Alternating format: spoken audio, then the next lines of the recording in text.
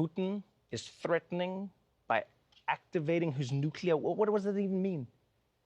He's like, getting my nuclear team ready. For what? For what, Putin?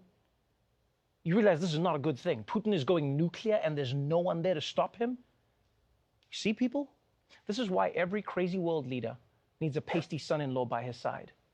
Yeah, keeps them in check. Because no father-in-law wants to act the fool in front of the man who's banging his daughter, you know? Now, before you panic, I know they said nuclear and I know they said Putin, but please take a breath.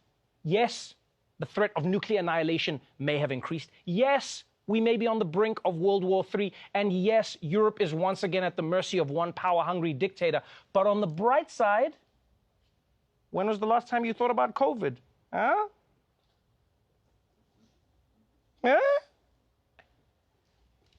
But still, man, this invasion of Ukraine has put the world on edge, and it has amounted to one of the most dramatic weeks in a really long time. Like, I don't know about you, but I have been glued to the TV all weekend, watching all the news, everything.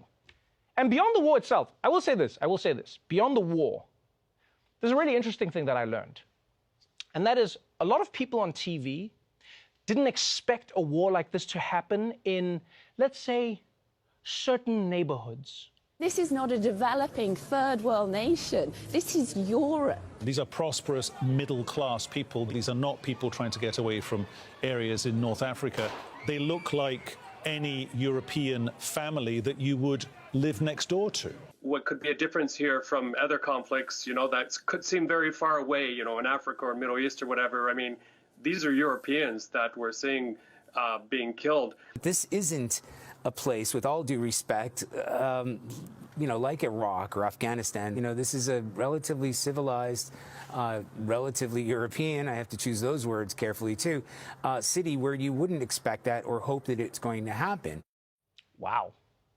That was you choosing your words carefully? That was the careful version? So what were you going to say if you weren't choosing your words carefully? I just hope the next time this happens, it happens back in the Middle East where it belongs. Here's the thing, people. Here's the thing. Beyond the racism, right? Like, let's forget the racism. Oh, how I wish we could forget about the racism. You do realize that until very recently, fighting crazy wars was Europe's thing. That was Europe's entire thing. That's all of European history. They even had something called the 100 Years' War. You understand how long that is? That's like a decade. They got a Nobel Prize because they stopped fighting. Imagine that. Now people are going to be like, oh, to see this in Europe, to see this. Like, I'll tell you now, I don't know about you, but I was shocked to see how many reporters around the world, by the way, seem to think that it's more of a tragedy when white people have to flee their countries. Because I guess what? The darkies were built for it? I mean, you see how they run in the Olympics, Peter. Clearly, God has given them this talent for a reason. I totally agree. I mean, even if this wasn't a war, these people would probably be fleeing their homes for fun. It's just who they are. Back to you guys in the studio.